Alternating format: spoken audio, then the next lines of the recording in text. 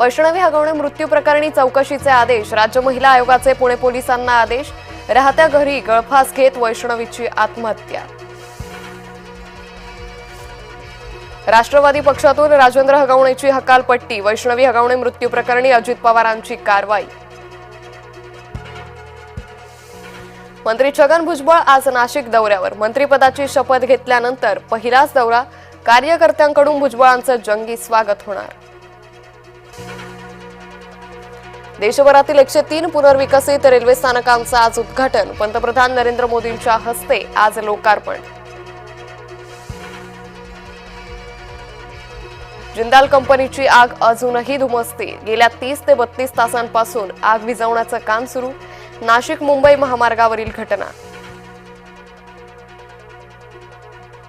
धुळ्याच्या शासकीय विश्रामगृहात कोट्यवधींची रोकड। गुलमोहर विश्रामगृहात 1,84,00,000 जप्त। माजी आमदार अनिल गोटेंचं ठिय्या आंदोलन। जम्मू काश्मीरच्या किश्तवारमध्ये चकमक। सुरक्षा रक्षकांनी 3 ते 4 दहशतवाद्यांना घेरलं। मुंबईसह कोकणाला मुसळधारेचा इशारा। 24 मे पर्यंत जोरदार पावसाचा अंदाज। तर अवकाळीमुळे राज्यात मोठं नुकसान।